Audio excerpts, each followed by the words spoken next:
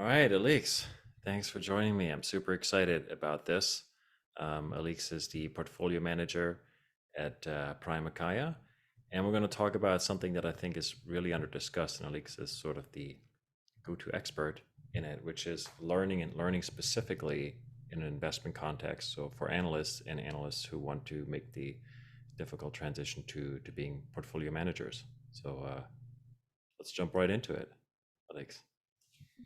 Frederick, thanks for having me. I learn a lot from you and your work, and I'm excited to share this.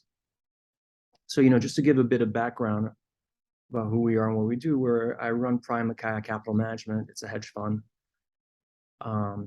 We're known as a behavioral hedge fund, and what that basically means is we seek to exploit the uneconomic behavior of market participants, specifically group behavior. It doesn't mean that we ignore fundamental research, but we always view the fundamental research through the lens of behaviorism. And again, I have an unusual background. My background is in games, mostly backgammon and poker. Then I was hired by a family office, the Santo Domingo family. It's a family that owns beer businesses all over the world. And my first role for them was to find smart money managers and invest in their funds. And I quickly moved over to equities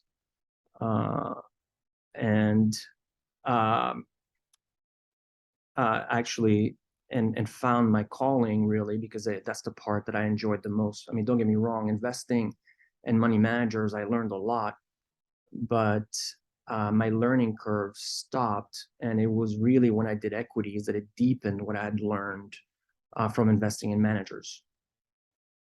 But anyways, the goal of this presentation is to show rookie analysts and future portfolio managers how to use learning to improve their judgment, pattern recognition, and insight generation. One of the problems we're going to have to deal with is that analysts have different personalities, risk tolerances, and also different learning styles. Some need to be given the insight and they can come up with the procedures. Others need to be given the procedures and then derive the insights from that. Others are really naturally commercial and they just want the procedures and, let's go make some money. But learning is an important part about being prepared. And one thing to remember, one of the sad parts about our business is analysts and PMs, as they get older, they actually stop learning. Checking, you can see my screen. Yep, I can see the screen, and so just to be clear, right? Like when you're talking about learning for analysts, right? This is irrespective of whether you're specifically at a hedge fund or a mutual fund. Like this is for anybody who's, I guess, doing investing as a living, right? Or how do you think Whether about it? you're a fund of funds analyst, or a manager analyst, I have a background in that, so I have a particular liking for analysts that analyze managers and then moved over to equities. Their judgment tends to be excellent, in my opinion. It could be an analyst for a business, for a family office, for a mutual fund, for a hedge fund, really analysis. In fact, I derive a lot of our analytical techniques from analysts from intelligence, for example, and I'll cover that. Good? Yeah, all right. Let's kick it off. Let's start All right. with So first, I have to say thank you to my learning partners, of which, Frederick, you are one. I've learned so much from my mentors and friends, and they continue to teach me and give me feedback. And really, I am nothing without them. First, my mother, of course, the queen of mentors. My first boss in the investment business, Borzu Azima. Alejandro Santo Domingo and his father, Julio Mario Santo Domingo, and their partner, Robert Hamshaw, who were the first at Quadrant Capital to give me responsibilities for capital. The Burke family, my business partners today, who are the founders of United Health, my business partners in Macaya, particularly Ryan Burke, my mentor, Michael Mobison, my mentor and coach, Wyatt Woodsmall, Peter Kaufman, who's a friend of mine and is the founder of Glenair, Josh Wolf, Den McMurtry, Dennis Hong, Eric Shahanian, Sterling Levy, Jonathan Auerbach, Ali Parker Cade, Dietrich Cederholm, Michael Billings, Cheyenne Mozafar, Adam Birnbaum, Chris Beck, Ben Gordon, Jason McDougall, Michael Kacheni, Steve Ruda, and Johnny Schriftman. These are all people that all amaze me and really my extend my gratitude to them for having taught me so much. There's many others I can't mention, by the way, for privacy reasons. By the way, this talk was inspired really by two talks that I saw. Bill Gurley's Running Down a Dream, Love How that to one. Succeed and Thrive in a Career You Love.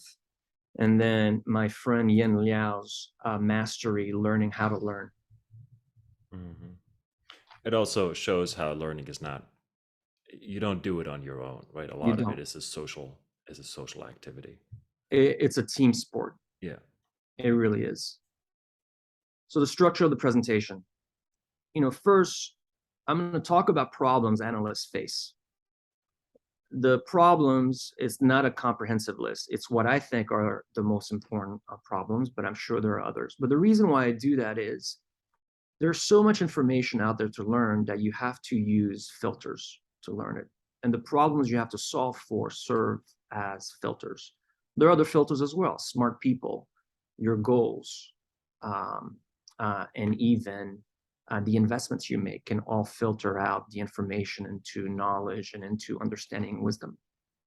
And it's important to mention these problems. Also, I may not have a solution to the problems or have come up with a novel solution for them, but somebody out there that is now aware of the problem might come up with a solution for them and then mention it to us and give us the feedback. The second thing I will cover is the mindsets that you need, the mindsets basically meaning the ways of thinking and the perspectives and the principles from which to see what you learn through. And then next, the conditions and procedures and action steps to take to begin learning specifically for investing. Why do we have to learn? The environment is changing at a very rapid clip. Strategies and tactics that work in one environment often won't work in the next environment, and we have to learn new ones.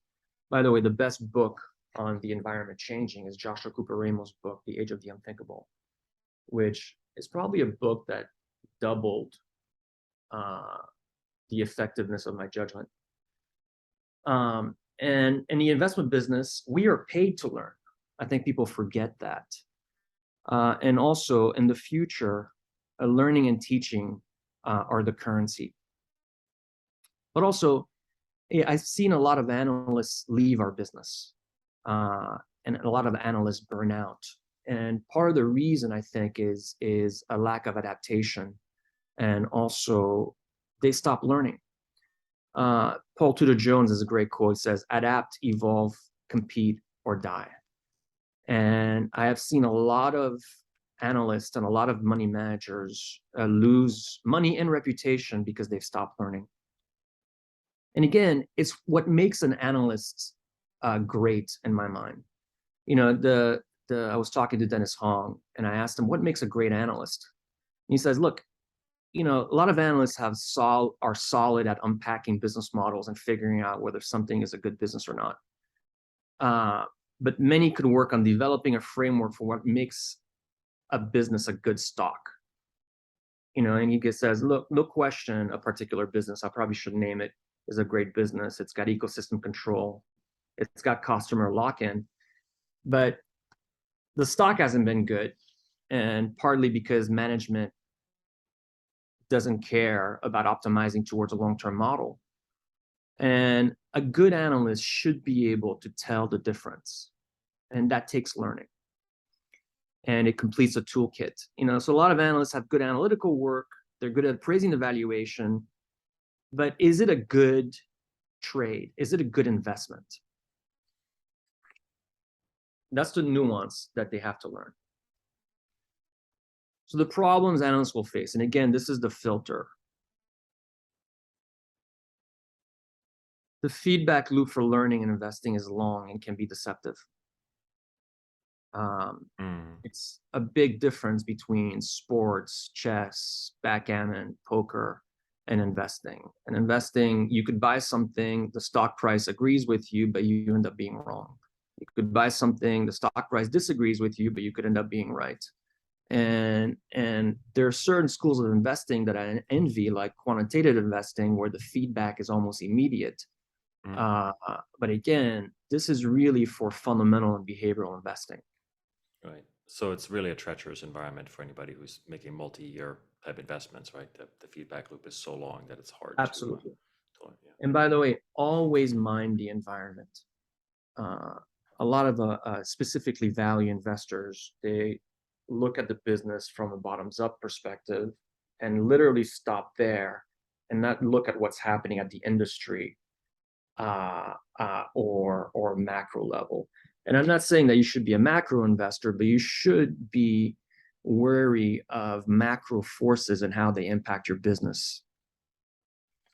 Another problem is analysts don't see enough reps in the early years of their careers. This is a modern phenomenon, by the way, especially as the business has gotten more institutionalized. Now, most funds take away a key part of reps for an analyst, which is their personal accounts. If you're an analyst working for a fundamental hedge fund or institutional hedge fund, you're not allowed to have a PA. And then you just And end the up fund, pardon? working, and then you just end up working on a very few, when you say reps, you mean investments that they work on, like not, they Correct. don't see enough situations. They don't see enough situations. The funds usually also have them focus on few names that they know in detail deeply, but it doesn't really go into their pattern recognition. And ironically, a lot of these funds, and I do think this is funny on many levels, they allow them to invest in private companies. And as a result of that, a bunch of my friends have developed these mini private equity empires inside these hedge funds, and that ends up distracting their time and focus more than if they would have a PA. And by the way, I believe in investing in privates. You know, you get information, you see how the sausage is made, you see how it's not pretty. But the problem is privates don't train you to exploit or handle liquidity. And again, as my friend Girish Baku says, you know, chefs learn when they cook, and it's important to practice. Analysts do not understand that there's a difference between analytical thinking and portfolio management thinking. You see this when they first learn to interact with the portfolio managers, and you tragically, you see that look on their face, which is a deer in the headlights, the first few months that they actually become PMs. And they realize that, wait a second, there's a whole different toolkit that we have to have access to here. By the way, Bill Miller likes to give the example that the difference between analytical thinking and PM thinking is you give an analyst a problem, he deconstructs it and figures out what makes the problem tick. But you give a problem to a PM, and his first question is, how do I make money from this? You know, and that's really what it boils down to. Analysts in their careers will learn portfolio management from one PM, perhaps two. Basically, they will learn how to cook from one chef rather than multiple ones. Analysts tend to have gone to good schools, earned good grades, got competitive jobs. Basically, they are unaccustomed to being wrong. And even the best analysts will be wrong 40 to 45% of the times, and many analysts can't handle the emotions of being wrong in the early years. By the way, the key here is to recognize your losers, to learn to recognize your losers early before they become too costly. And slugging percentage is more important than batting average. Analysts tend to be desk jockeys. They fail to conduct field research. And again, a desk is a very dangerous place from which to view the world. You know, as New Yorkers, we tend to look at the world just like that New Yorker cover, where beyond the Hudson River and the Midwest and the Pacific Ocean, you know, we don't have a underground knowledge of culture, structure, and have seen the locations where customers interact with the business and the product. By the way, as a behaviorist, this is one of the main things that we exploit, which is this perception issue.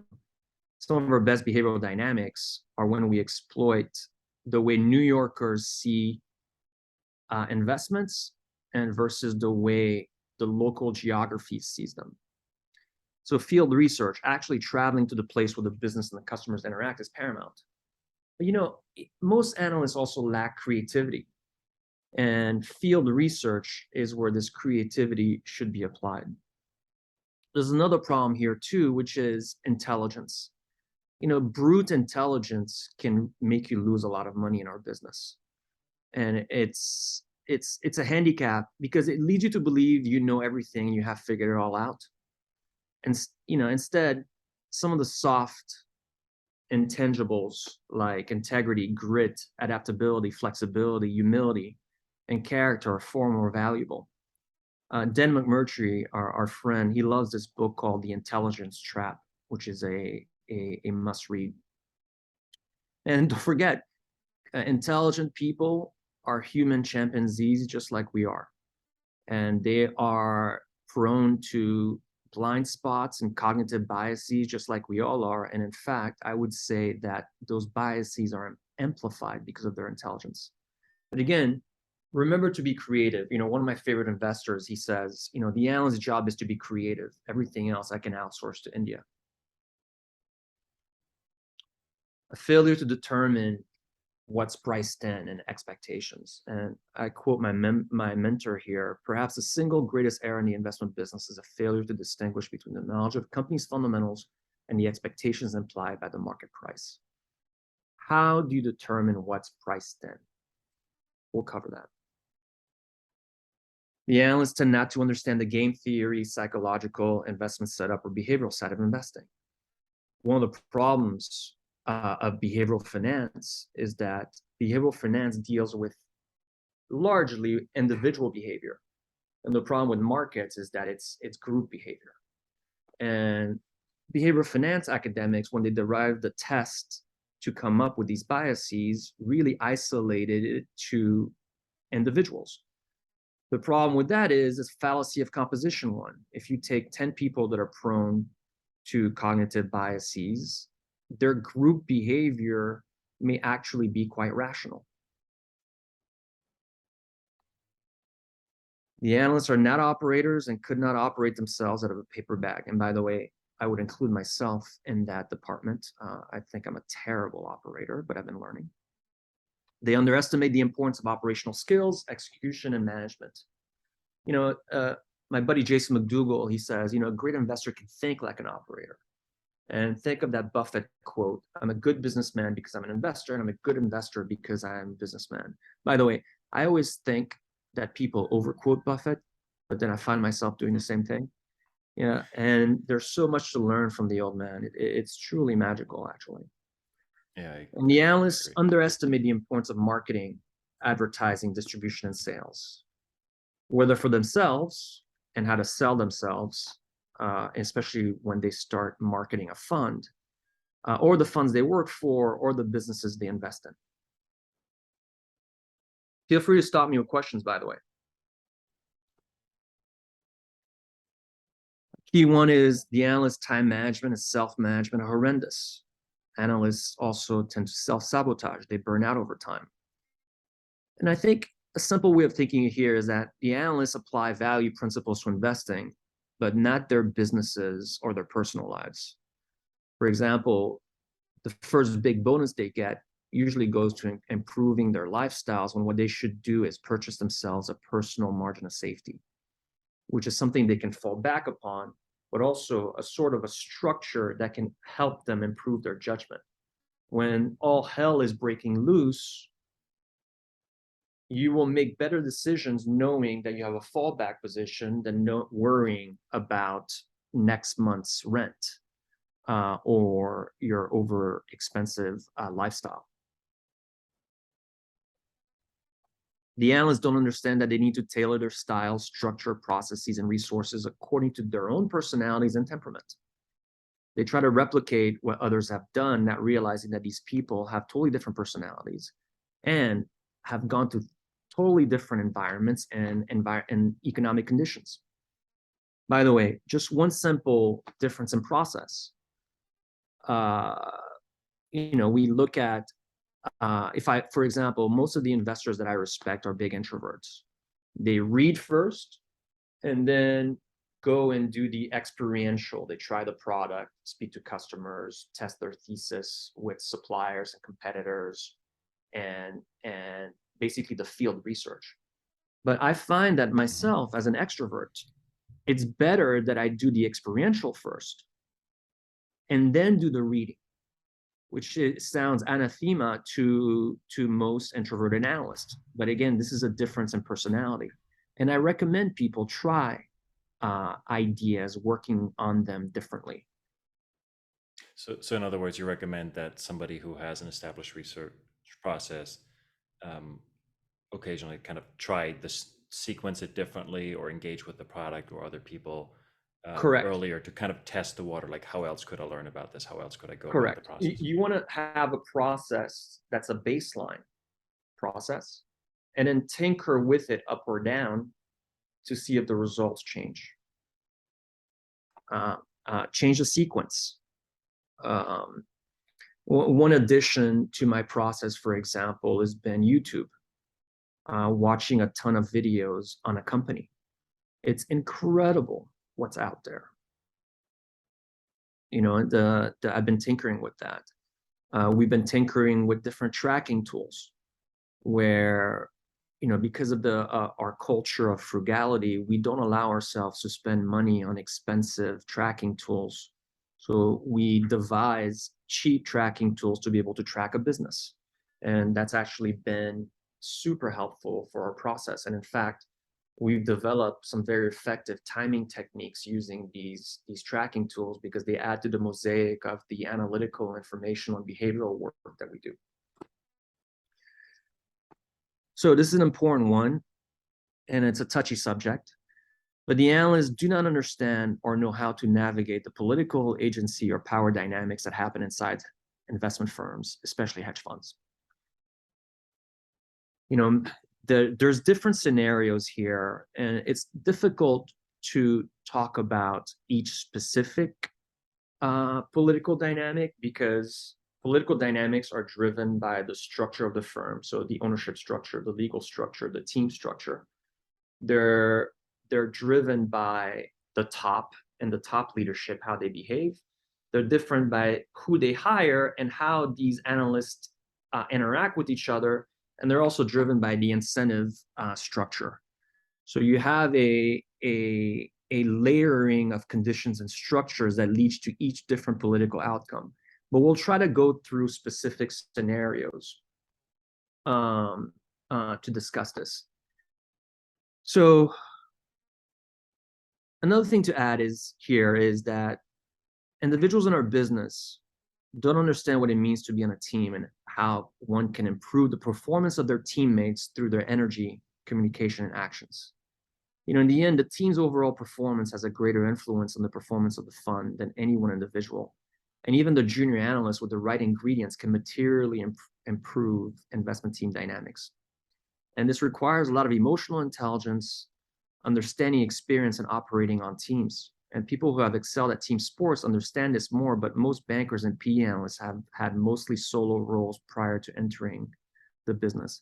Now, this is a point that my friend Cheyenne Mozafar has made to me a bunch of times, and he couldn't be more right.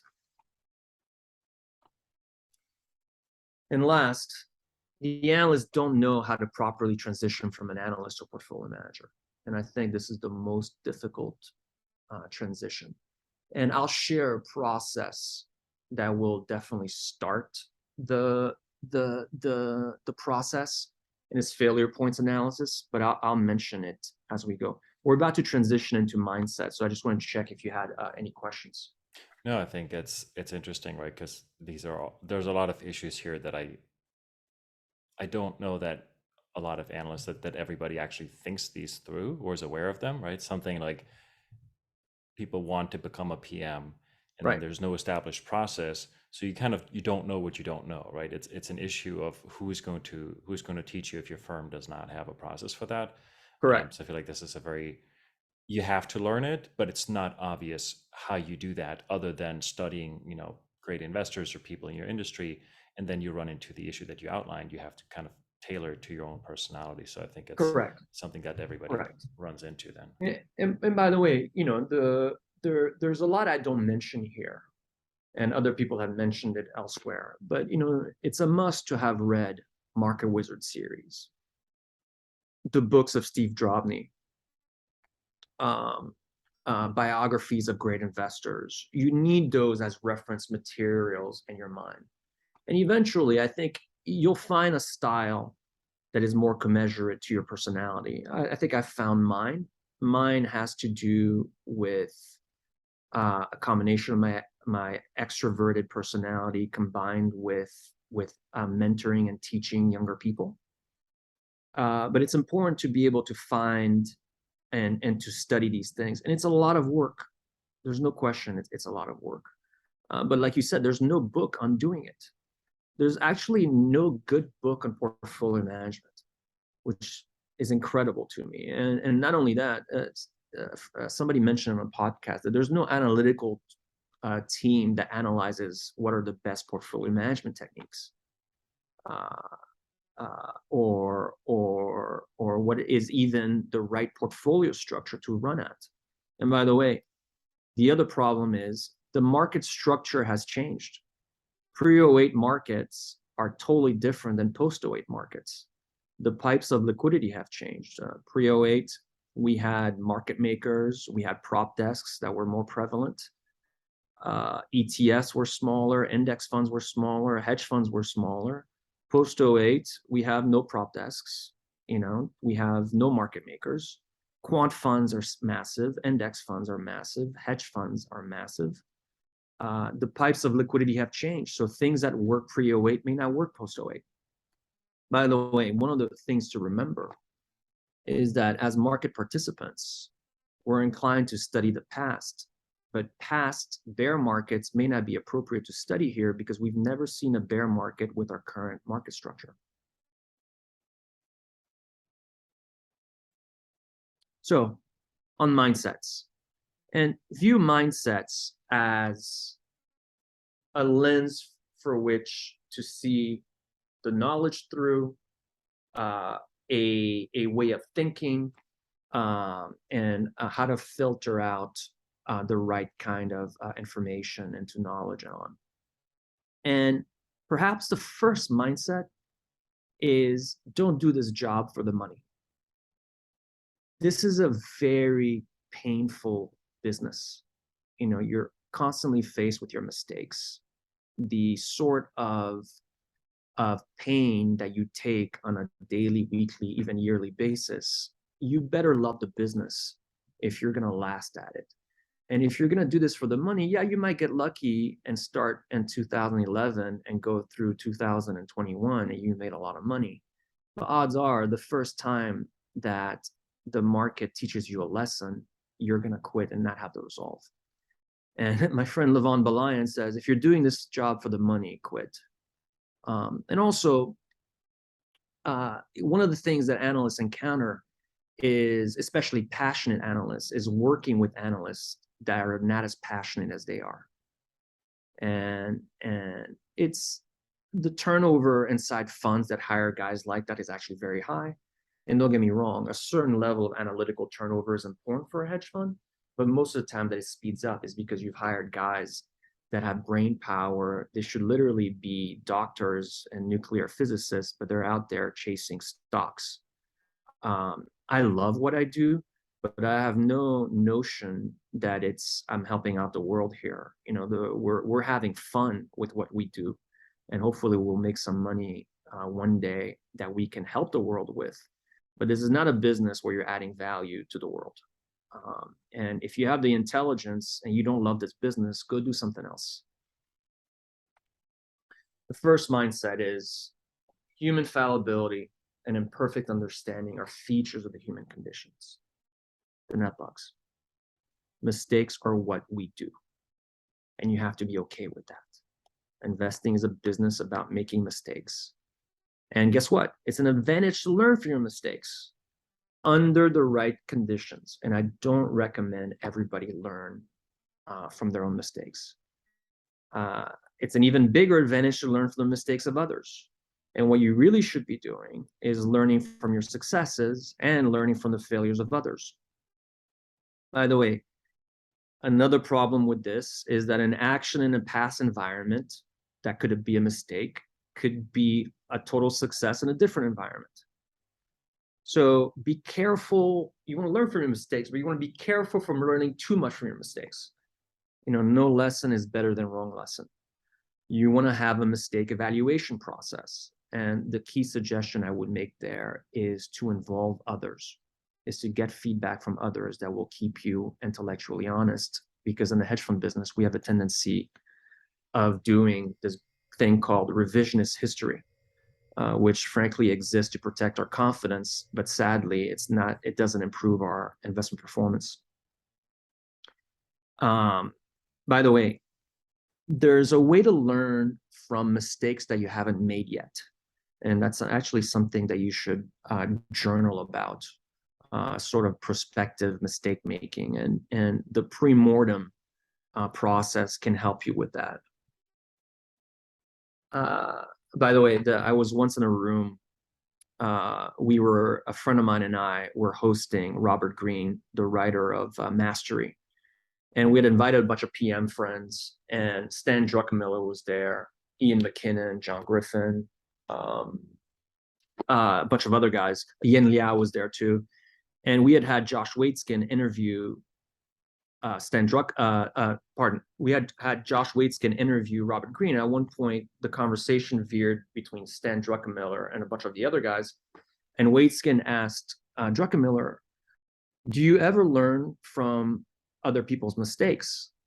And Druckenmiller goes, hell no, I capitalize on other people's mistakes. And again, the reason why I say this is remember that the mistakes of others is also something that you can go on offense on. Mm-hmm. That very often in the investment business, you have to realize what is the mistake that the other side is making and how can we exploit that? And by the way, also apply that to your thinking, because invariably you will be the reason why somebody makes money because of the mistakes that you've made. And listen, because of the Judeo-Christian traditions, we have a tendency of, once we make a mistake, to take out a whip and, whip ourselves Opus Dei style. Don't do that. Do it for a day maybe, but then go home and get held by your wife and your girlfriend and learn fast from it and move on. Getting scarred by mistakes can create a lot more damage than good. One thing to remember, by the way, is great investors all go through periods of mistakes. A lot of people don't know this, but George Soros went bankrupt 3 times before he succeeded at Quantum. And then his next fund. So, also to think about Soros, it's important to read what Karl Popper has written about mistakes and the philosophy that we should have about mistakes. And here, by the way, this also applied to other fields. There was a study done on minimally invasive cardiac surgery. And what the researcher found out is that surgeons learn more from their own successes and from their own failures, while they learn more from the failures of others than they do from the successes of others. And this was over 6,500 procedures. Also, my neighbor is a doctor, and I spoke to him about this study, and he actually made a very important comment that surgeons that had made a fatal mistake over the operating table were more likely to leave surgery because their confidence was shaken, whereas a successful surgeon that had seen a surgeon make a fatal mistake learned better from that. So it's important to retain this as a mindset of learning from your own successes and the failures of others. Don't get me wrong, you can still learn from the successes of others, but temper it, filter it out.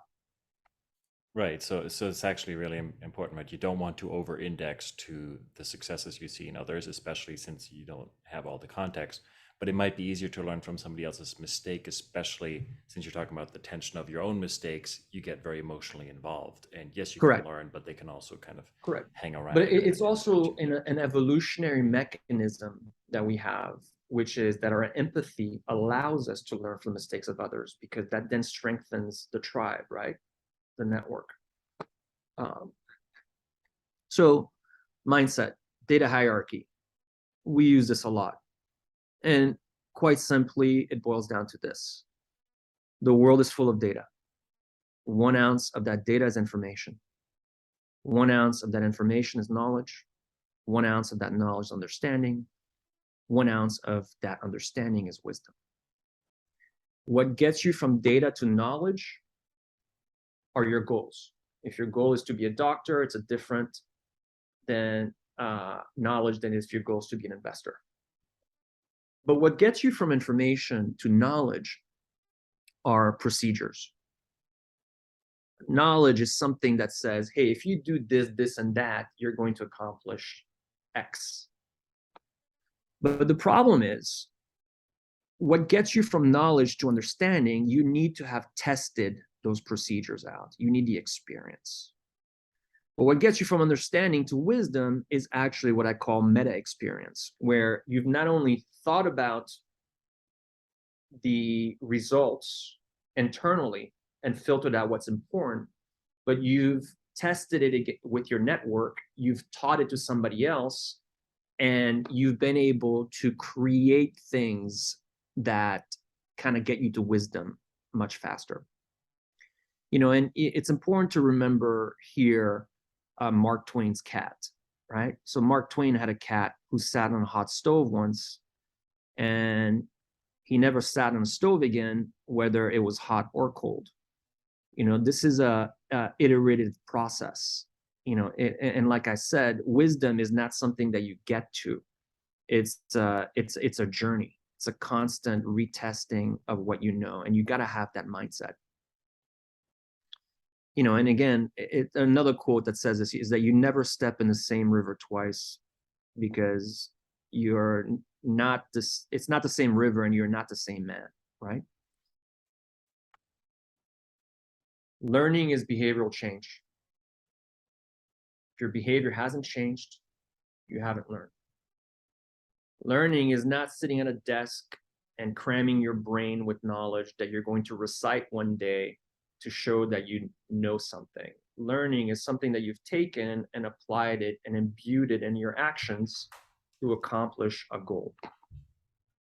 You know, Jim O'Shaughnessy has a great saying. He says, you know, don't look for the meaning, look for the uses. You know, what you've learned is to apply it, not because you're digging into the meaning. The standard pace is for chumps. There's no reason why it needs to take 10,000 hours. You can do it in much, much less period of time. It's much useful to learn something and test it and get immediate feedback in a low-cost way than it is to be thinking about it for a long time and cramming your brain with more information. It's a very important principle for us. It's actually not only a principle and a mindset, but it's also a pattern of companies. First, you find the best, you imitate them, you assimilate, which means you understand why the imitation is working, and then you innovate and make it better from there. So think about Apple. Apple went to Xerox PARC, look at the mouse and computer interface. Steve Jobs was like, this is really cool. How do we make it better? Makes it better, comes out with the Mac. Then Microsoft looks at Apple, imitates their UI and mouse. They understand how to make it better and add distribution and scale by partnering with every single computer maker. You find this pattern constant. Mark Zuckerberg steals the idea from the Winklevoss kids, Winklevoss twins, excuse me. He understands, makes it better. Snapchat comes along, takes a dent to Facebook. Zuckerberg steals the best of Snapchat, makes it better, and now he's off starting to do that with TikTok again. This is I can go into another example, a very important one, Sam Walton. Walton would go notebook in hand to other retailers, take notes of what they were doing, imitate them, and then made it better. Yeah. No, I think that's a pattern. Yeah, absolutely, it's a pattern where you see people constantly study both the people who came before them in the same industry and then also the best of their peers, trying to figure out like Correct. what By the way, the mediocre investors or operators, they try to innovate. They understand that it doesn't work. Then they figure they have to eat, and they imitate. Right?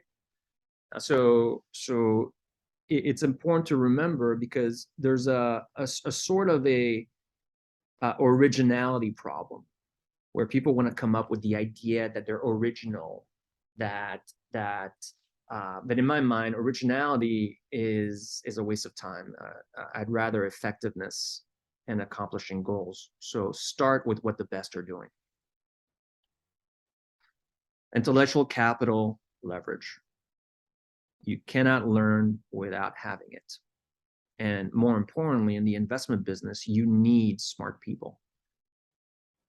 There's a study that was done on portfolio managers, and the researcher found out that the majority of a PM's great ideas actually came from his network, close to 80%.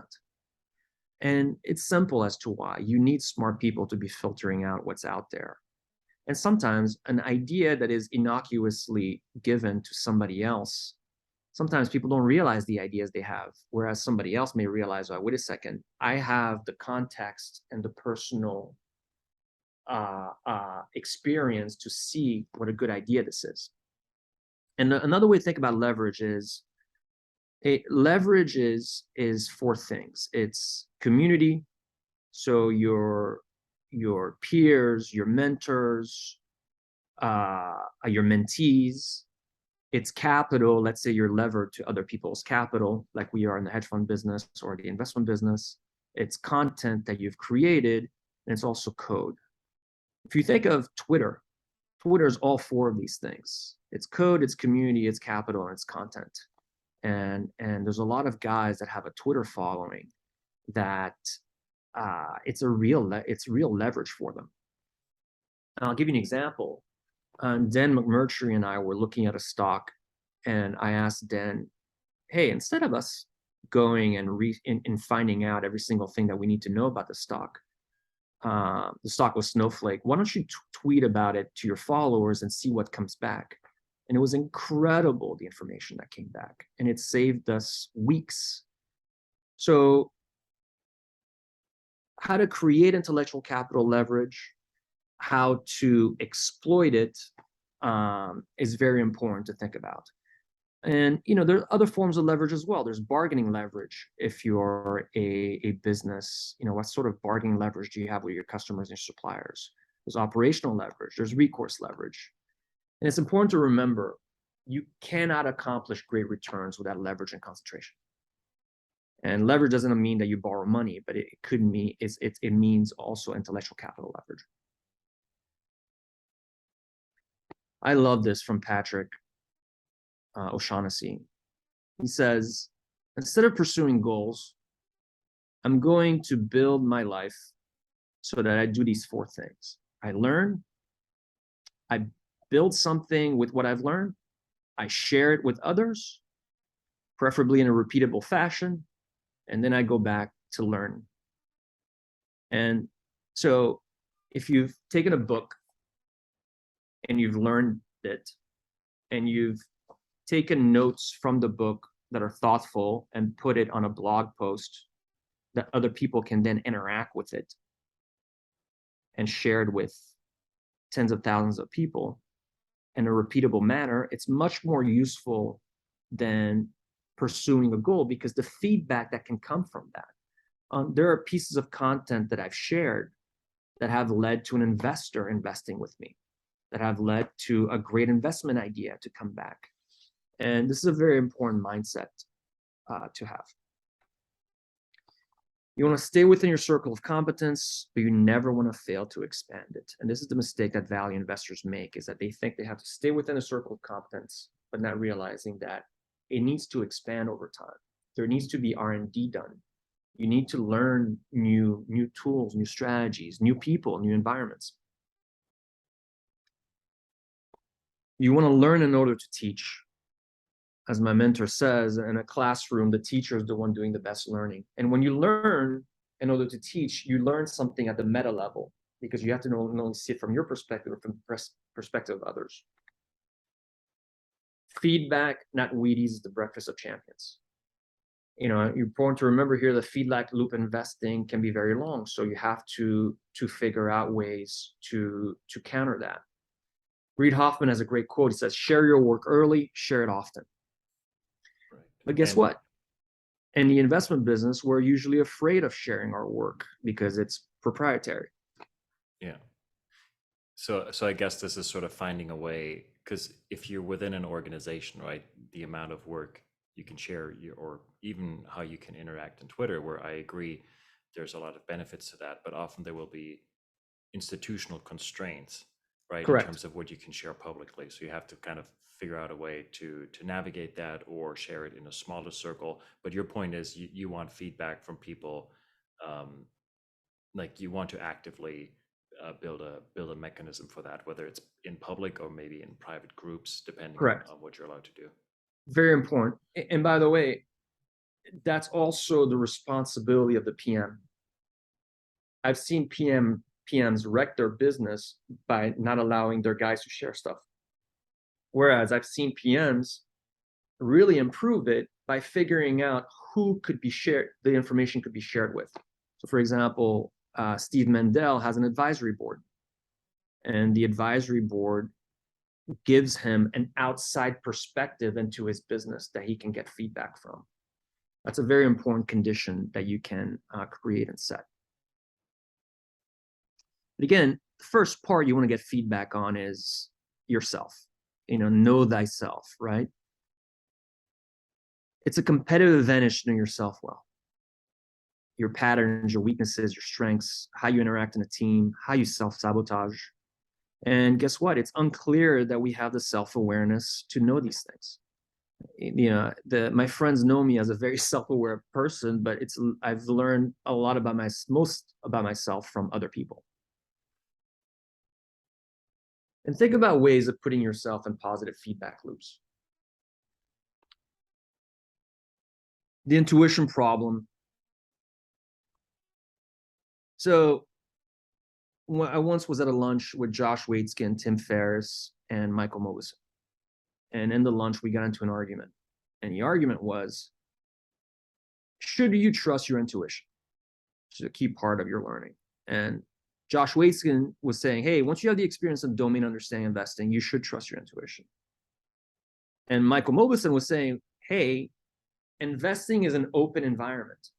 You have to be careful trusting your intuition, because investing operates in an environment that is complex, evolving, and prone to non-linear change. And things that are your intuition, which have a lot to do with pattern recognition, may no longer apply. And the refinement that I've brought to the table is, I agree with both of them, but you have to add a very important dynamic, which is that people that have good intuition are willing to change their minds. They don't anchor, and they're highly networked. They're jacked in. And when you have the perspective of the network, and wisdom is multiple perspectives, your intuition judgment will be more sound. Also, things that are happening in the environment are bubbling up to you because you have this network that is filtering out the stuff, if your network is good, right? So it allows you to observe things that are happening rather than say, I think this is happening, but you haven't really seen the facts or an observation that justifies your intuition. So it's another way of saying that you need networking in our business. And more importantly, ways to stay in touch with your network. The critical importance of pre-existing knowledge. It ain't what you don't know that gets you in trouble. It's what you know for sure that just ain't so. Very often, as a PM and as an analyst, you got to figure out, hey, what are my pre-existing beliefs, mindsets, and understanding that could actually get me in trouble here? And the introspection required to come up with these is actually staggering. And you need the help of outside people. So we're about to move into conditions, procedures, and action steps. I want to make sure that you don't have any questions before we move into the next part, which is the how to solve some of the problems that I mentioned in the beginning and create conditions for learning. Yeah, I mean, I think one thing that came to my mind, I think you're emphasizing, right, the social, the networking aspect and having different perspectives. But my perception is that networks can come in very different shapes, and so I think there's a little bit of there can be an echo chamber or herding effect, right, Correct. where you're learning and then you go to your network. But if your network is all people who happen to either buy into the same kind of intellectual fashion or traffic in the same Correct. stocks, right? Like then in certain environments, they'll all read the same books, listen to the same podcasts, and think very similarly. And so in that case, even though you think you're going to your network, I don't know, how do you think about getting those multiple perspectives? Because otherwise, you might get something back, but it's everybody is sort of Sure. in a herd, kind of on that same intellectual train in a So cycle. part of the way we solve that is network diversity, and more importantly, and Bill Miller taught me this actually. He told me it very early on. He says you want to belong to multiple networks, and think of your network. If you only know a bunch of guys in New York, you have a problem, but network diversity can start with geographic location of the people. But more importantly, it's also age. One of the things that I like to do is spend time with younger people as much as I spend time with peers or older people. And the other thing also is constantly meeting new people. But with technology, it also allows you to also test your echo chamber. Twitter allows you to filter out and be connected to totally different networks than you would ever be. There's a few networks that we've been playing with recently, and I'm amazed by what we're learning to these people, and I didn't even know they existed up until a week ago. So the echo chamber problem, like you isolated, is a big problem. The other thing we're going to cover that is the shape of your network. Networks can either be centralized, decentralized, or distributed. And you have to test your network to kind of figure out which network structure you're actually operating under. And again, one of the problems, by the way, is that most books on networking are actually terrible. And you don't learn much from them, but I will cover some aspects of networking. Any other questions? No, I think it's good now to kind of bridge. All right, let's bridge mindsets with action. All right, so I want to give you a perspective, and the perspective is to think about conditions. And what I mean by conditions? So there's two great human technologies: goal setting and problem solving. And only 20% of people are goal setters, 80% of people are problem solvers. Some people like to go and solve problems, other people like to solve goals. There's a refined way to think about this, which is, hey, here's the goal I want to set, and let me go about accomplishing it. But let me think about the problems and how to solve them that help me accomplish my goals, a way of combining them. There's a third way of doing it that was taught to me by my mentor, and it's called inevitability thinking. And what that means is you ask the question, hey, what conditions can I set in my environment or exploit that will help me accomplish what I want to accomplish on its own, without me, frankly, having to depend on action or willpower? It's just putting myself in these conditions, and it happens on its own.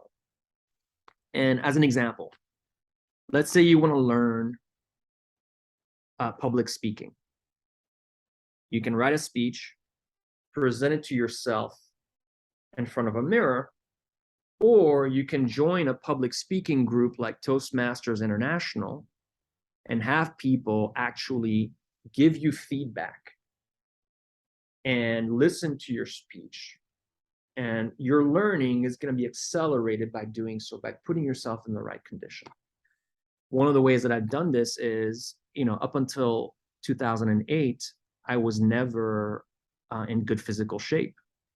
And one of the ways I wanted to get in shape is go to the gym. But it's not something I particularly enjoyed in the beginning. So I created conditions to force myself to go. I found a very attractive female trainer that was good into positive reinforcement.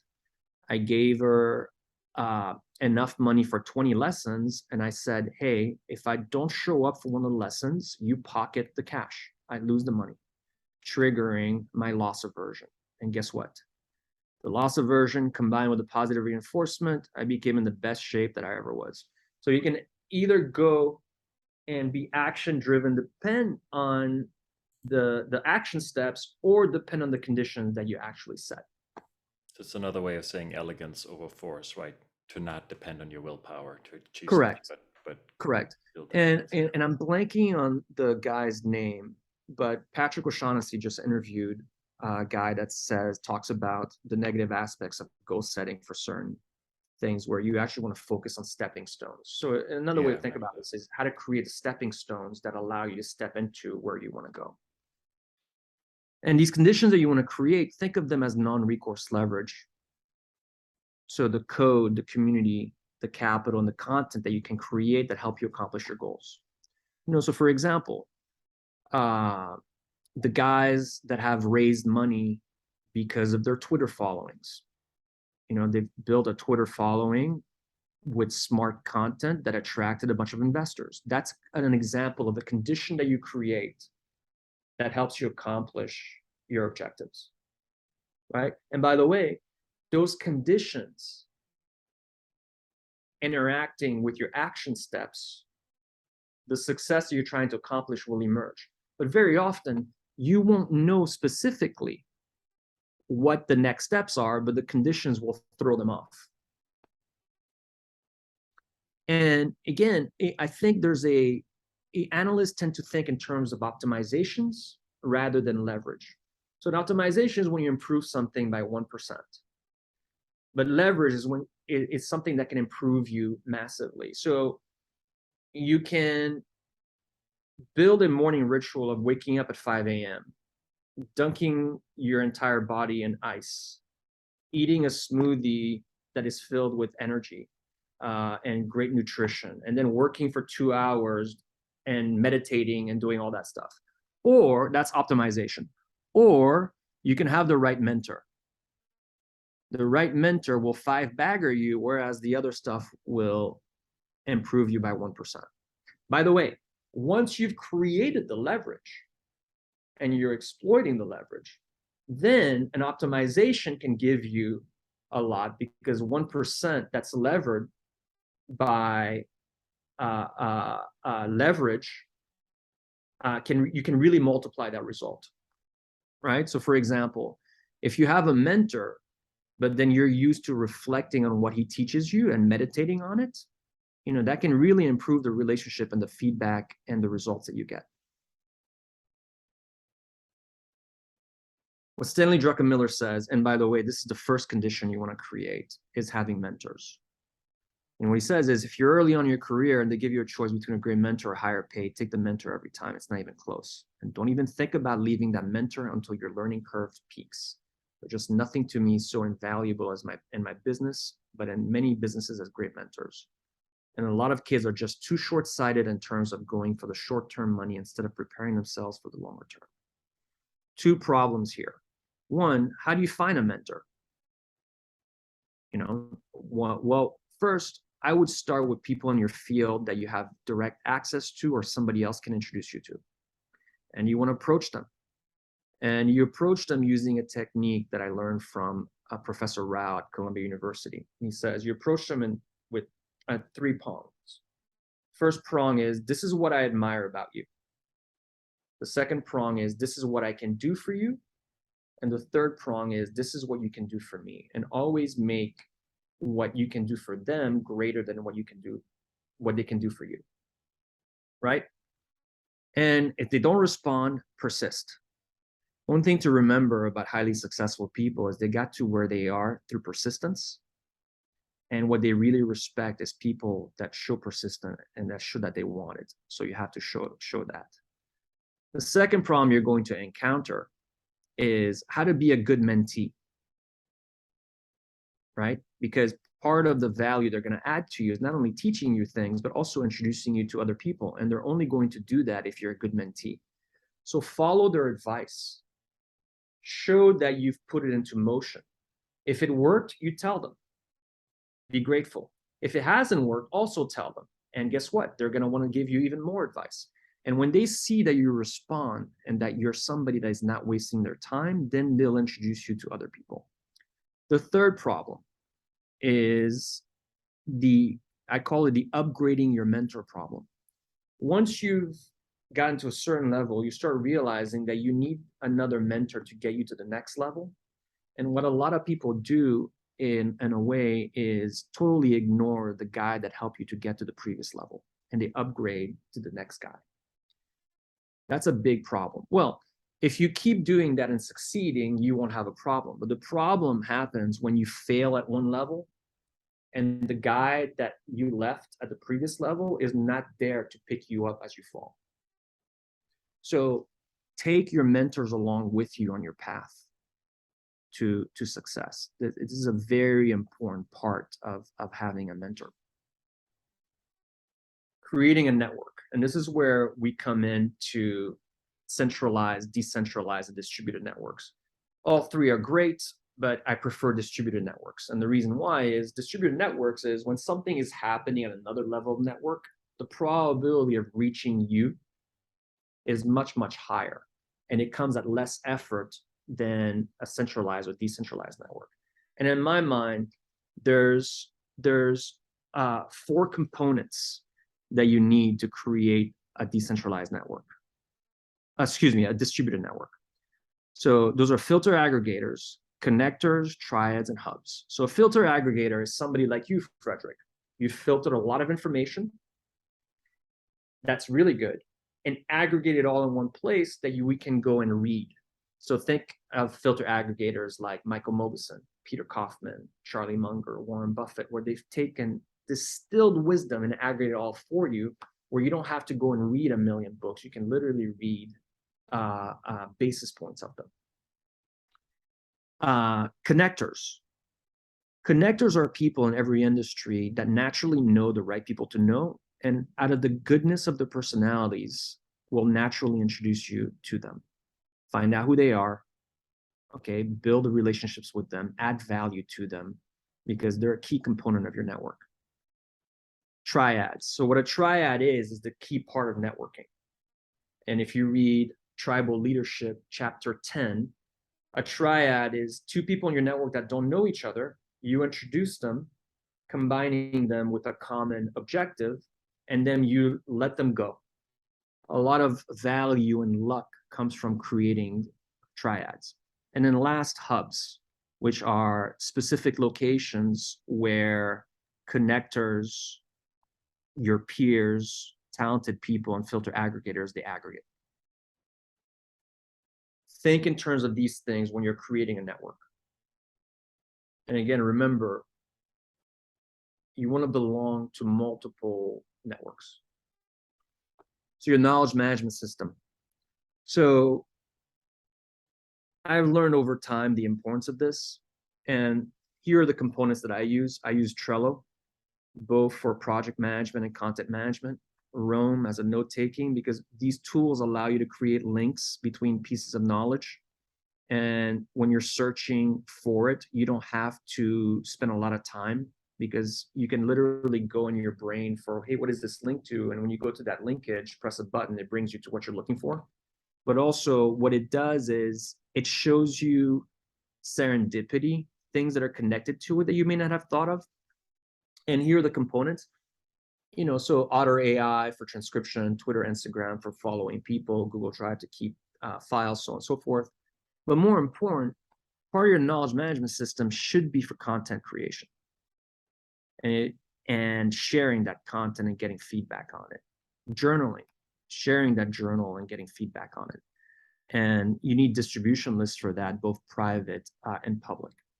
But again, I'll share a procedure because one of the problems of creating a journal is most analysts create it on paper, which makes it hard to search. And two, they actually don't go and review the journal. That's a problem. So here's the process, the procedure that I recommend. Email yourself on Gmail. Download an app called Boomerang. Boomerang actually allows you to send yourself back the email that you just wrote and at points in the future, and it drops it on your inbox. And I used a feature where it drops it, where the program chooses the time to drop it and also at specific dates. And it's uncanny how often I'll be going through a situation and my journal drops with a piece of, with a mention, with a key lesson that I'd forgotten about that happened months, if not years before that. So you need a way to solve for that in your content management system, and Boomerang helps you with that.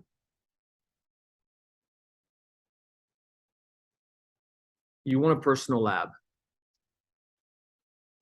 My personal lab happens to be games, backgammon and poker. I remember the first time I was learning the concepts of moats and economic castles. And there's actually concepts in backgammon, such as primes, which actually has to do with the name of my fund, Prime Macaya, that actually teaches you moats. But other people, they do it through golf. They do it through tennis. They do it through American football. You need a personal lab where whatever you're learning, you have a small, low-cost way of testing it out. A young friend of mine, she started a small content marketing business as a side hustle to be able to learn how to operate and grow a small business. And her last revenue numbers are close to $1 million a year. And this started out as a test 8 years ago. And it's a way of living Buffett's principle of I'm a better businessman because I'm an investor, and a better investor because I'm a businessman.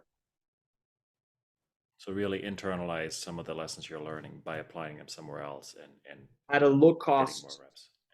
low cost of failure way, before you go and incinerate your PMs and investors' money. And small ways of doing that: having a paper portfolio, running it with different sizes as an analyst, running it with different sizing, gross and net exposures.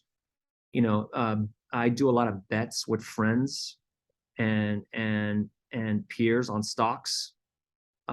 Giving yourself 4 hours to kill an idea, and doing that 3-4 times a week on something that is separate from the stuff you're working on. You should be creative at coming up with ways of having a personal lab and testing things. You want to develop the ability to crowdsource. This is a key old school and modern a skill that today technology allows you to do that. So using Twitter, Facebook, Instagram, Google Trends. I have a proprietary distribution list on WhatsApp, for example, of some of the smartest investors, and every so often I ask them questions and ask for feedback. And develop the relationships with individuals that have crowdsourcing capabilities. There are other tools that can give you that. Google ads that allow you to test, surveys, SEMrush, groups of people on Twitter. I happen to love these blurs, which means black nerds, which are African Americans on Twitter that label themselves nerds, that are on the forefront of consumer and content creation. Literally what's going to be popular a year from now, these guys are into today. Futsal. So what futsal is a soccer at the fraction of the size of a football team, and a football pitch, and where the the number of players is smaller, but you would think that it lowers the number of strategic interactions by half. Excuse me, it increases the number of strategic interactions by double, but it actually increases the number of strategic interactions by 8 to sometimes 16 times. And what that does is you're learning at a very, very fast clip. And one of the patterns that we've seen is great investors often have gone through a futsal period in their careers. So Dan Loeb, for example, in the early 90s, he worked at Jefferies right at the moment where the Resolution Trust Corporation was selling off the problem assets of the savings and loan debacle at discounted prices. In a 2-year period, he saw a deal every few days, and that increased the number of reps that he saw. But also, he was interacting, for example, he had with great investors, he had a young David Einhorn and a young David Tepper as customers. And the exposure and the reps were amazing. And you can't really choose a futsal moment, but you have to recognize when they happen. By the way, two that are happening right now are SPACs, the aftermath of the SPAC debacle. There's probably going to be a lot of opportunities there. Biotech, you have a lot of biotech names whose market caps are trading close to cash value. And again, there are other ways to replicate that. A friend of mine, he likes to train his analysts using only options and leaps. They're not allowed to buy it in equity. If they have a fundamental view, they have to figure out a way to do it using options and leaps. You can read all of the VIC reports that are highly rated. I remember early on in my career, a friend of mine giving me all the memos out of Tiger Management and reading those, doing failure points analysis, and we'll get to that. Self-management, self-sabotage, resilience, and being anti-fragile. So I recommend you read these books. They will give you practices on how to make you more resilient. And specifically the second book, The Path of Least Resistance, that taught me the principle that structure drives behavior. And again, think of this example. If you take two people, a very intelligent people and a total moron, you drop both those guys in the Russian tundra in the middle of winter.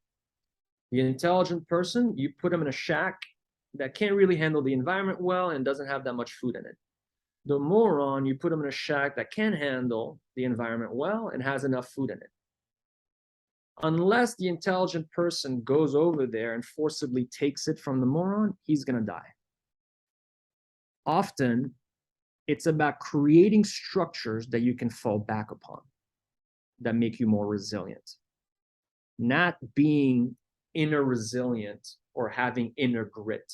There are people that we think, hey, they have this level of motivation, level of grit, and level of determination that's incredible, but what we don't see are the support structures that they've created in the background or exploited, or frankly, they were lucky enough to actually have. So some of these support structures that we've created for myself, my partner and I, is that we have, for example, I have 5 years of living expenses sitting in a different account outside of the market, outside of my business. I have a lot of money, of my personal money in the fund. If something happens to that, I know I have a fallback position.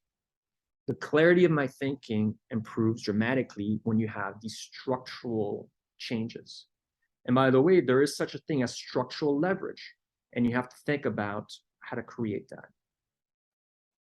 Powerful engagement, by the way, actually Graham Duncan first gave me that book, gives you the practices of how to use stress and recovery strategically, and how to recover in our business is of paramount importance. And by the way, one example that I'll give here is having good and bad days. In my opinion, good and bad days are very dangerous in the investment business. I mean, don't get me wrong. I'd rather a good day rather than a bad day, but still. And the reason why is a good day, you leave the office with what I call positive chemicals.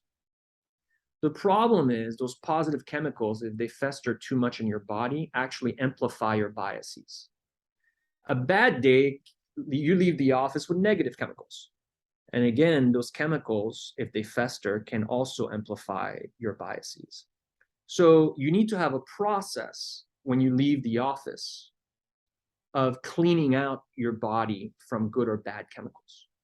And the best way to do that is actually physical exercise, where you do an activity that raises your heart rate to 80% of your max for 20 minutes. And that's been shown to reduce the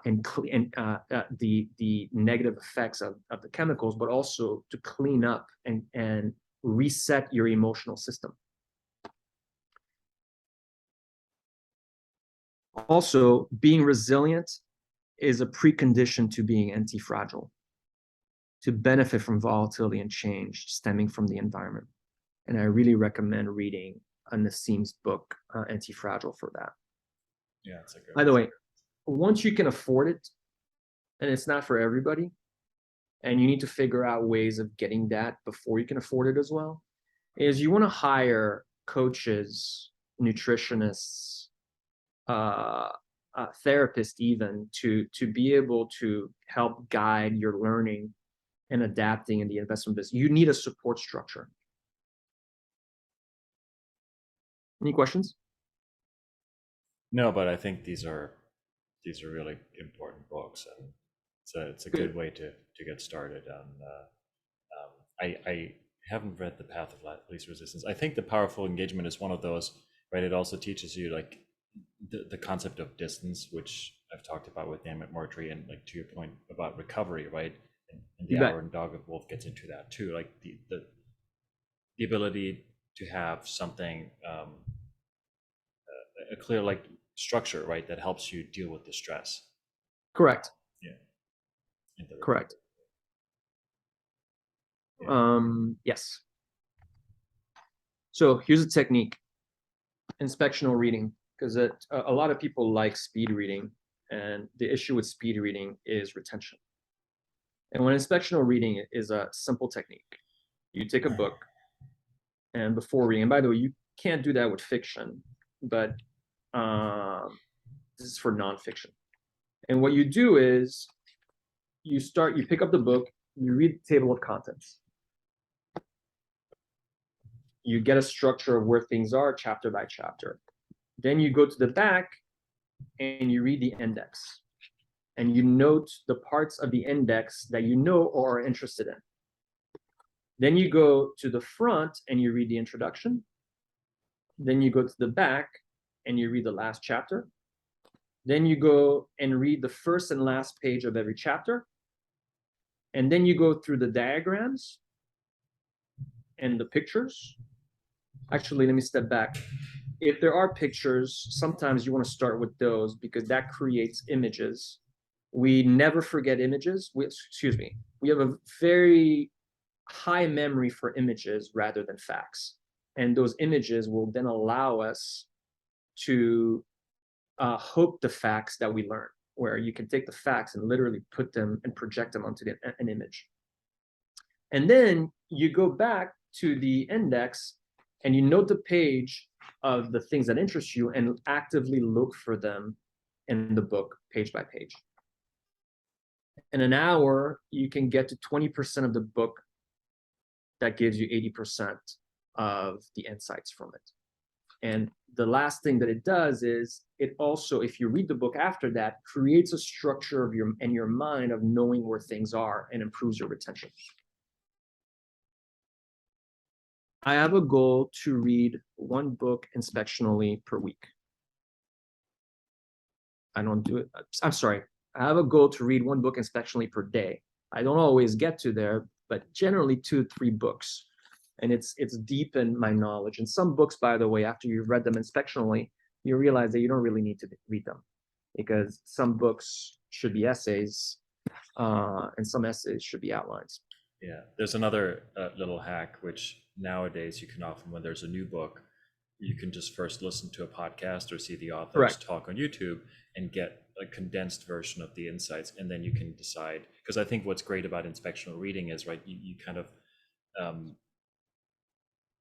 you filter from like most important or highest level points to the smallest, and along the way you can decide how much more time you want to invest, which is really the time. What you invest in a book is not the money you spend on it, but the time. So I think you make to your Correct. point about like time management and your resources. I think this is a really helpful technique for that. Correct. Failure points analysis. So this is the main tool I used before I started my fund. And what I did there is I made a list of smartest analysts, PMs, allocators, brokers, and the brokers were actually very helpful. And I went, set up meetings with them, and I said, hey, I'm about to start a hedge fund. How can I fail at starting a hedge fund? And then the initial things that they said, I wrote them down. And then I went through each category. How can I fail at idea generation? How can I fail at portfolio management? How can I fail at risk management? How can I fail at hiring? How can I fail at leading an investment team? So on and so forth. The amazing thing was how much I learned from each individual conversation. But the full leverage was how much I learned from the aggregate conversation, because I found patterns that even some of the people I spoke with did not know about. And to answer your question on the echo chamber, you kind of need to do that with different people in your network and get it from different perspectives. And also, it needs to be a constant process whenever you meet somebody new to ask them the question. That way, it kind of illuminates the past context and the work that you've done. But this is a process that I do every couple of years. Yeah, this is actually really interesting because I spoke to Josh Wolf, and he said so he likes to study failure specifically.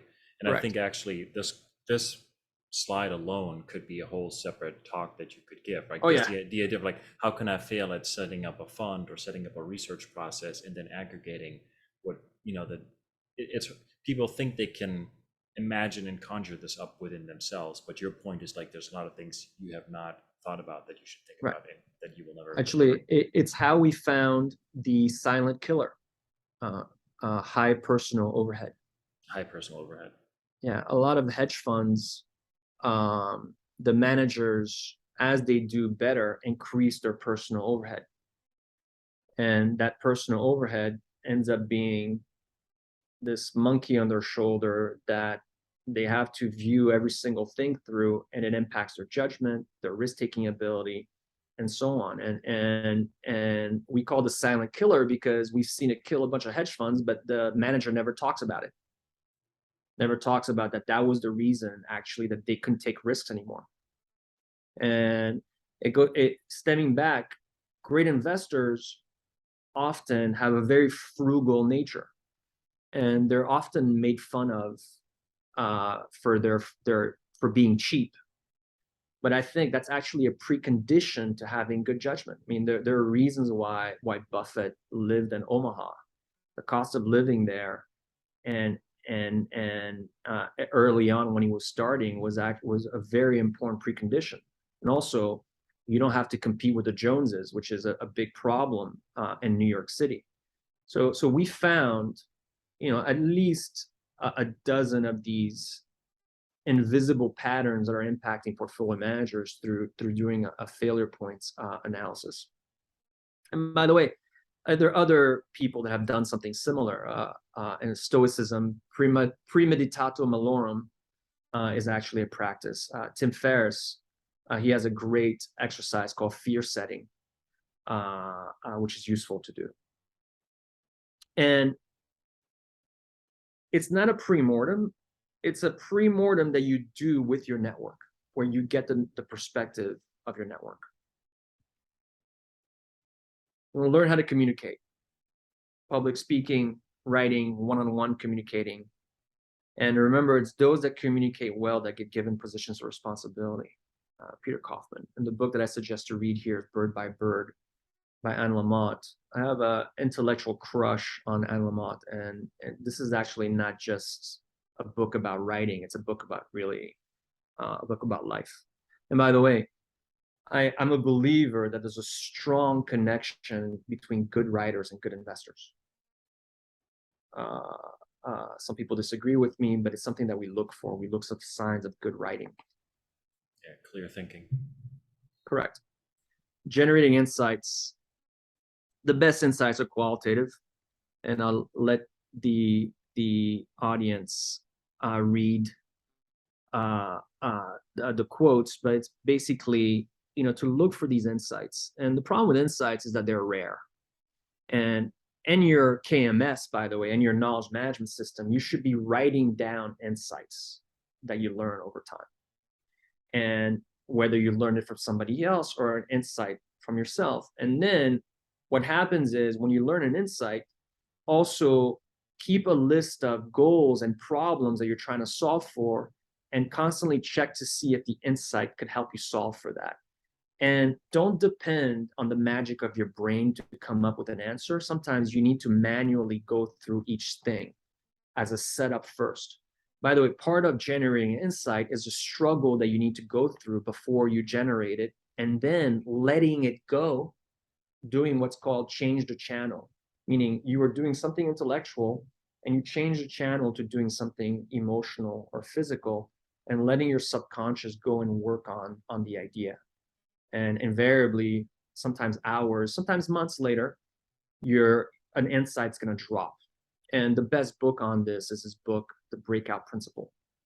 By the way, ways to generate insights: novel experiences, constantly trying something new, whether in investing or a new hobby, learning a new skill. Sometimes that can go and color and retroactively color the context, the previous context you had in your mind about an idea. Masterminds. Get a bunch of very smart people together and test your ideas against them, see if you get feedback on it. And then the third way, which is the way that we really believe in for generating insights, is in the field. It's when you're visiting companies, customers, suppliers, competitors, that an insight will drop that will help you make returns. You want to study great investors, CEOs, and leaders, but again, be careful of hero worship. I think we often imagine these individuals have qualities or abilities that are better than anyone else's, and some do, but mostly they're schmucks like us. Okay, they have the same weaknesses, patterns, they self-sabotage, and don't think that they play perfectly. Very often, they also may have gotten lucky and have gone through a certain environment. Other times, they have support structures that we don't see. And you got to remember also that you're never going to be able to replicate what they've done, mostly because we are not going to go through the same environment that they went through. Also, 5% of what these guys have done has usually given them 95% of the results. So how should you study a hero? You want to study their initial conditions. What was the early context, circumstance, and environment that shaped them? And one thing that is often ignored by Buffett and Munger, for example, is that they grew up in the Depression, in the aftermath of the Depression. And that really impacted the way they saw things after that. No wonder they were infatuated value investing early on. Who were their connectors? Who were their filter aggregators? What hubs did they spend time at?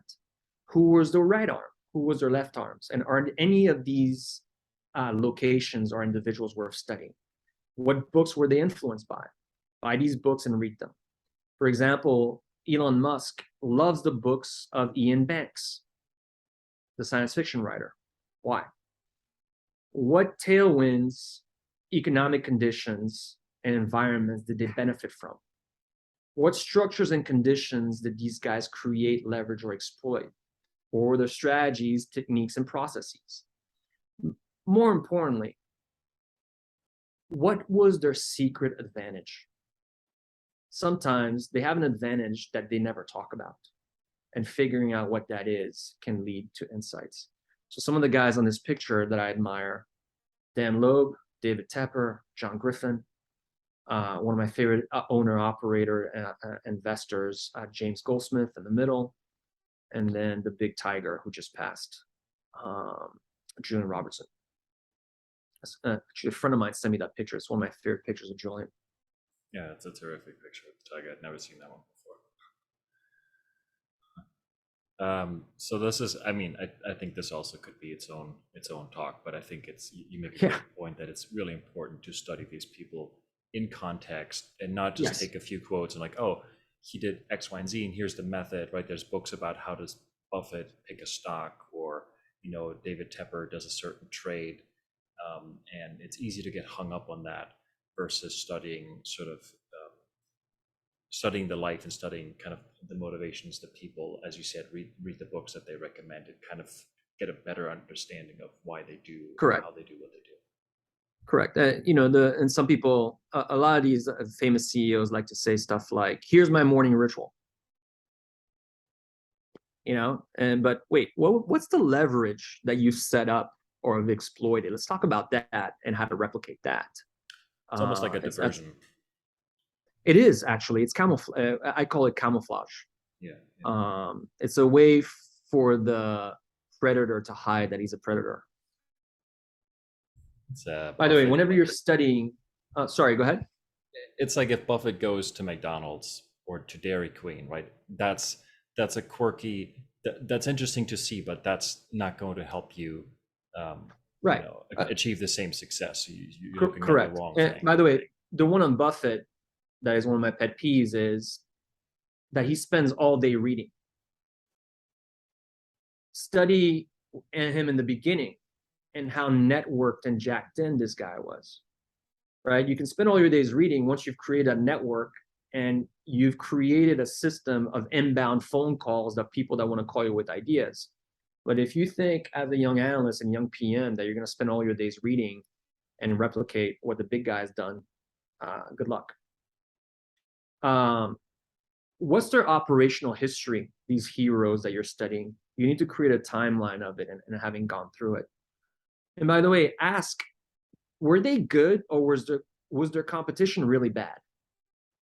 And again, when you're studying these guys, if you boil it down to 4 things, and this is how we do it, because part of behaviorism is to study behavior, and every market participant, we've studied them at 4 levels. We want to know what are their skills, what are their psychology, what's their positioning, and what are their institutional quirks.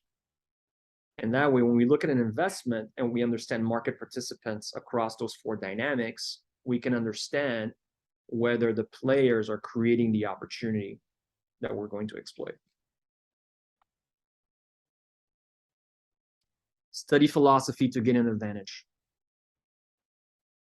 Great investors know that there are 3 main competitive advantages in the investment business: analytical, informational, behavioral. But there is such a thing as a philosophical advantage. If you think of what value investing is as much a philosophy as it is a way of making money. And by the way, 3 investors that we really respect, that their main tool, we think, has been philosophy, are Bill Miller, Peter Thiel, and George Soros. They all mention philosophy as a part of their toolkit. And philosophy allows you to gain perspectives, gives you mental construct and frameworks from which you view the world, and gives you an interpretative context. And somebody was joking around about Peter Thiel and said, he is the world's richest applied philosopher. And I like that a lot, that saying. And by the way, these philosophy books that I recommend are not, these are the type of philosophy I'm interested in, which is the difference between Eastern thinking and Western thinking and isolating those differences. And those 3 books cover that. There's also a lot of other wisdom in those books. For example, inevitability thinking as a way of thinking is really covered by the first few chapters of Roger Ames' Art of War, which is a totally different interpretation and translation of the classic book on warfare. By the way, the old Chinese believed in philosophy, but they also thought that warfare was a great place to test the philosophical concepts that mattered.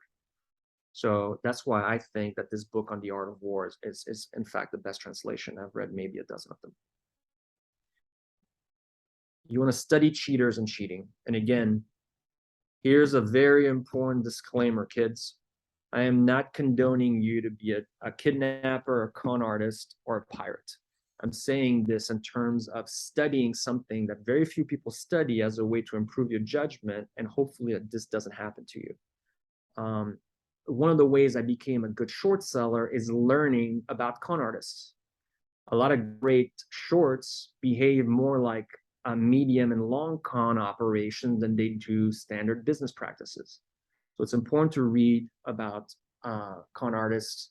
The economics of kidnapping are fascinating. One of my cousins got kidnapped in Haiti, and the negotiator that helped him get out used lessons from economics to be able to do so. This book on piracy that we think is fascinating. Again, by the way, there are other. It's a know your enemy way of seeing things. There are other types of cheating, by the way. Steroid uses in sports, cyber warfare, espionage, money laundering, snipers. It's very important to have these mental models in the background as a way of finessing your judgment. I think you're making a really important point with that entire class, because it's very easy to sort of come out of school and think that, business and financial markets are, for lack of a better word, clean. Everybody's Correct. playing fairly, and like what's being Oh, yeah. presented to you is the truth, right? And there's all these Right. regulations and disclaimers. And then I think as you read these books and you read history and you read articles and you study scandals and blowups, you realize how much there's going on that can really trip you up as an investor, as a businessman, as a partner, if you're not paying attention to what people actually do, which is often not above Correct. board. So yeah. Correct. We want to study the small versus the big. Learn how small things have overtaken big things. Sometimes you see that in business, where a small, medium-sized company all of a sudden has advantages that can overwhelm a larger business. And again, there are other books on this, but here are the three that I like. The classic study of guerrilla warfare, which is War of the Flea. There's another book called Violent Politics, which is a fascinating read. David and Goliath by Malcolm Gladwell, and Little Bets by Peter Sims, which is how to do small things that eventually lead to big outcomes. And I think that and by the way, it's also a lot of the learning projects that we've taken on have been to study countries and businesses and individuals that started small and that made big things. And you want to have those mental models as reference points in your mind. We want to learn the psychological frameworks. The three that I've chosen here are behavioral finance and prospect theory for self-management and maybe managing a small group of individuals, personality typing, and the 5 love languages. Now, love language is something that was chosen for relationships, but there's actually leadership applications. And one of them, for example, is I have a young consultant that if I tell him do X, Y, and Z, 80% chance he does it. But if I take my hand and put it on his shoulder and say, hey, do X, Y, and Z, he'll break through walls to get it done. He just happens to be touch oriented. And by the way, there are sports teams, there's research that's been done on basketball teams that show basketball teams that are more touch oriented actually win more. So these psychological frameworks, they work, but as usual, you have to know the flaws to them. By the way, it's hilarious to watch smart people criticize personality typing, specifically Myers-Briggs, when a friend of mine calls it, for example, astrology for nerds. And again, what you have to remember is the highest performing organizations in the world, whether in sports, investing, or intelligence, actually use Myers-Briggs. You just have to know the flaws of Myers-Briggs. And remember that all models are wrong, some are useful. By the way, one of the flaws of behavioral finance is about individual behavior. I've mentioned this before. So it's good to manage yourself and then most a small group of people. For larger groups, the principles break down. And markets are about group behavior. And to find group behavior fallacies is difficult using behavioral finance. You actually have to figure them out on your own. And I mentioned before the difference in personalities. That what works for personality might not work for another, and to keep testing these things out. By the way, other psychological frameworks that we think are important are neurolinguistic programming, parts, which is internal family systems, the Kubler-Ross grief cycle, Enneagram, but there are others, and it's good to be able to know how to apply them and to devise processes around them.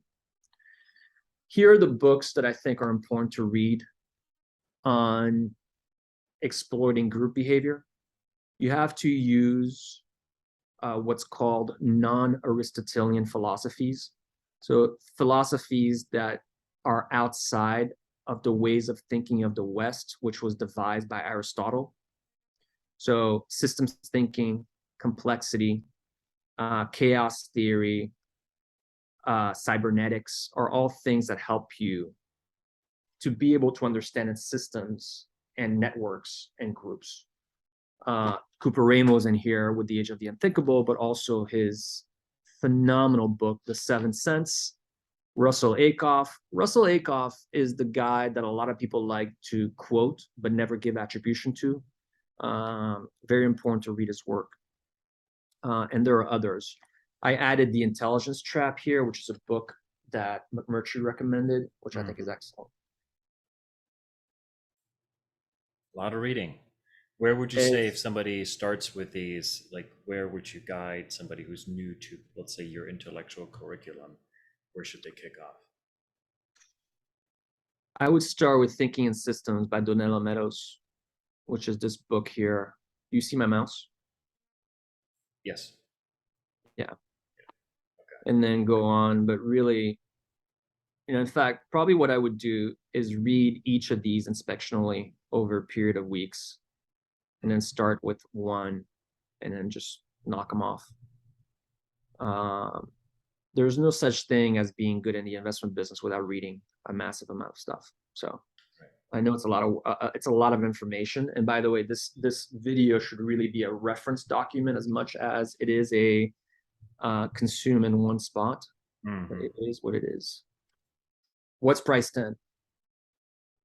So I get into the investment business from I was basically playing games for a living. And backgammon and poker, you can quickly look at a situation, determine what the odds that are priced in are. Whereas a stock, it's actually very difficult to actually do. Luckily, a friend of mine introduced me to the work of Michael Mauboussin, and I cold called Michael, spoke to him, and he actually told me that he taught a class at Columbia Business School, and he has not gotten rid of me since. And the entire process that he gives, which is done for free on a website called expectationsinvesting.com, where he even provides you the Excel spreadsheet where you can actually do this, is there. Go find it. Yeah. But guess what? The majority of firms actually don't like the process, which is incredible to me. And it's a big competitive advantage to be able to use. Right. It goes in the opposite of what people typically do, right? So it's very Correct. hard to integrate it. If you have a big staff, you have an established process, it runs counter to what you're already doing. So I think institutionally people would have a hard time adopting that because everybody's Correct. Done their entire career in a different way. So and thank God they do, okay? Because it's better for my pocket and that of my friends and mentees. So the process is to take assumptions from the analytical community, plug it into a DCF when it comes to growth, margin, and reinvestment rate, and see how many years of cash flow the company has to generate to justify those assumptions. It's a very simple process. Once you get to know them, know the process, it can take you max 10, 15 minutes to do. But it's also part of your procedures that you should do all the time and repeat it. Also, you remember that I said you should have a process of 4 hours to kill an idea. One of the things, the components of that process should be to do a PIE, the price implied expectations. There are other ways of doing this, okay? One of them is options price implied expectations.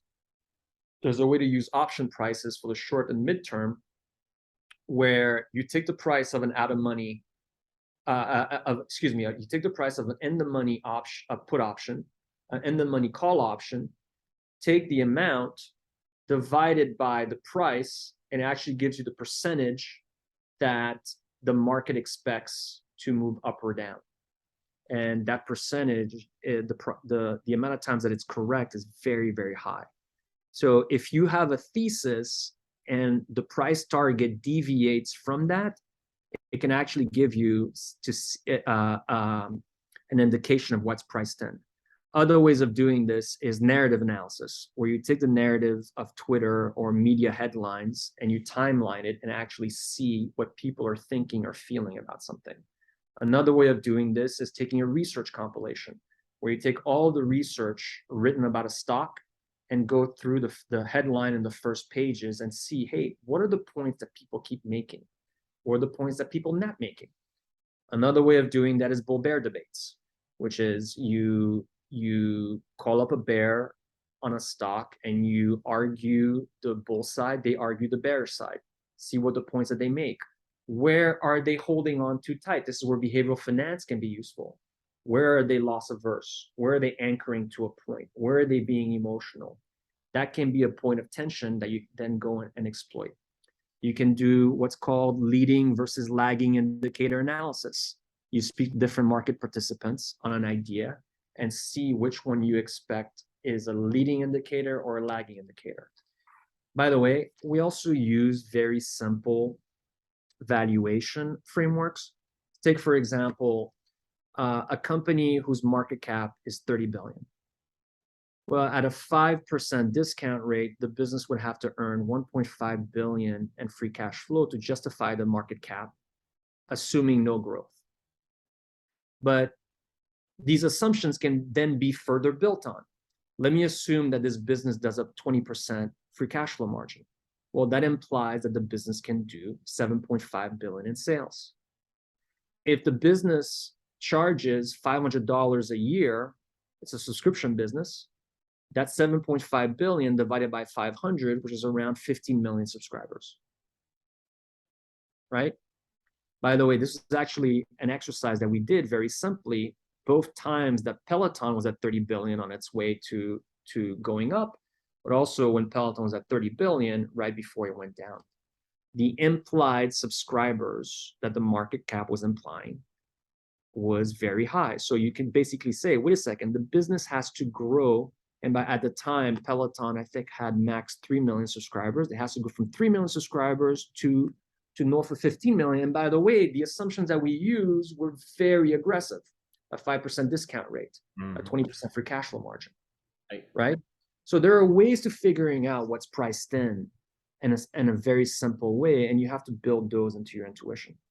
Yeah, I think the framework is the most valuable almost at extremes, either extreme when the stock is very, when valuation looks very low, or when, you're in a 2021 type environment where you have to understand like what all the things that have to go right and happen for this valuation to be justified. You can kind of see how far something's out of over its skis. It's kind of a way, almost like sense check.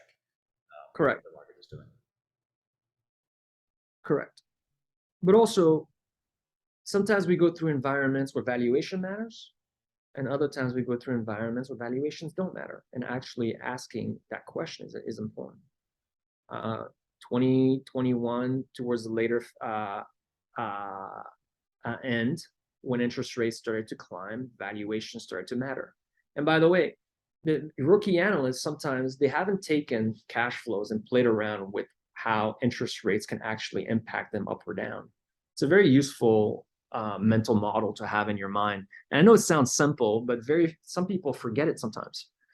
You want to become a specialist and customer focused businesses and what makes a great product. And in the end, what makes a great product is if it's emotional. Now, we like products that have an emotional relationship with our customer. We like the emotions to be based on 7 emotions: vanity, lust, greed, fear, relief, addiction, nostalgia. Some of my friends like other emotions, but those are the ones we like. For example, Spotify is a very nostalgia-driven product. The Apple iPhone is all 7 of those emotions, right? Instagram, very vanity, lust, it's very addictive. TikTok, literally all 7. It's helpful to study design here. You also want to learn advertising, marketing, sales, distribution. My buddy Robert Refkin, the CEO of Compass, he likes to say you're always marketing. If you're talking to a customer, you're marketing. If you're talking to an employee, you're marketing because you have to get him to believe in the mission so that he goes and accomplishes it for you. If you're talking to a supplier, you're marketing. It's very important to have the marketing frameworks and mindsets. And the books that I recommend there are decent. There are other great books, but these are the ones that I like. Process that minimize your biases. The Art of the Long View gives you the process of coming up with scenarios and then tracking those scenarios using signposts over time. Psychology of Intelligence Analysis gives you some processes that minimize your biases as you're thinking. So for example, ACH, Analysis of Competing Hypothesis, which is a way of taking scenarios and then taking each hypothesis, taking scenarios and taking each event and see which scenarios does it confirm, right? It walks you how to do all of that. Now, structured analytical technique, which is the 3rd book, is taking psychology of intelligence analysis, but refining it to solve for the errors of solo analysis. And part of structured analytical technique, which I think the title is off, because it should be networked analytical techniques, is to take your work and constantly getting feedback from it from your network. And it shows you how to do that. And this is a very important book. And both those books, the last 2, are what sophisticated intelligence services actually use for analysis. And they're useful to take these tools and apply it to investing. Dealing with power dynamics inside investment firms. Now, again, the ownership structure, the legal structure interacts with the team structure, whether you're a generalist or a sector specialist team structure. These all have different cultures, different power dynamics, different incentives, and then they interact again with the leadership and others. But here are some common scenarios that you're going to deal with because it's going to be more important. The first is turf warfare. An analyst is giving a certain coverage, but you have an idea that actually interferes with his turf. What do you do? The advice that I give is it's not about turf warfare. It's about protecting and enhancing the money of your partners. So if you think that going onto his turf actually helps you do that, by all means, go and do it. Second one, raining on another analyst's parade. He's pitching a name in the investment committee, and clearly he's missed something, but the firm has a unsaid policy. Hey, you don't kind of rate on his parade while he's pitching it, but you talk to him afterwards when it doesn't really add any value. Again, there, I'd advise you to read The 5 Dysfunction of a Team, which actually says to be vulnerable and to actually say, hey, I think what you said is actually incorrect, and here's why. And have it happen in a collegial setting where everybody can learn from those interactions. And again, it's important to remember that confrontation leads to truth, right? And that you can get a lot from these sorts of interactions. I remember being in an investment committee meeting where I raised my hand to actually mention an error that an analyst had made, and that led to us making one of the best investments that the firm that I used to work for made, right?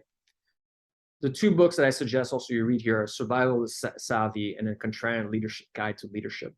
There are other scenarios that are very, very common, but again, remember that the politics, the institutional imperatives have nothing to do with making money. On the contrary, they can actually stop firms from making money.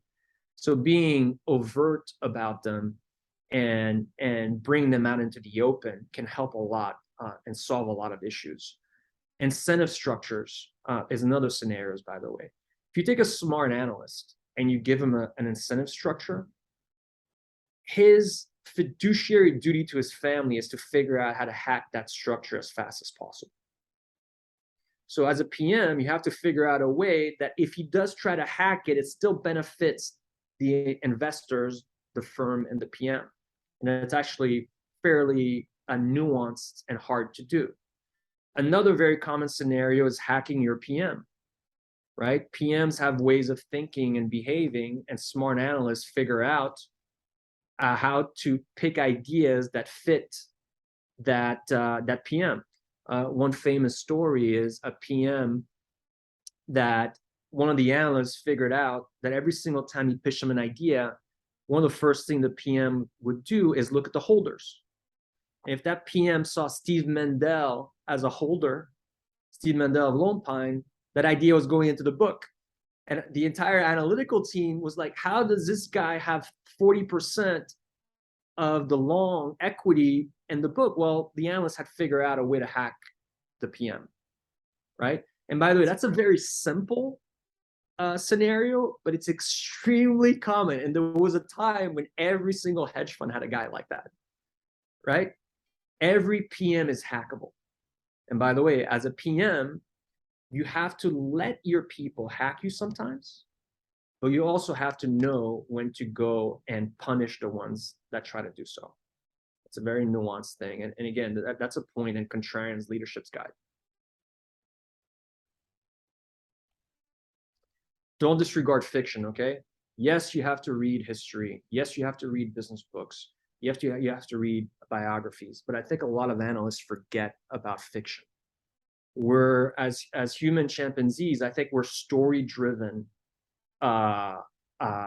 And we remember the lessons of stories often better because the story is emotional and it's been imprinted on your emotion and you remember it better. And too many young and old analysts ignore fiction, and that's a mistake. And great fiction books allows you to build better relationships with people if you've read the books that they've read. One of my closest friends, Jonathan Auerbach, him and I bonded over the book Noble House.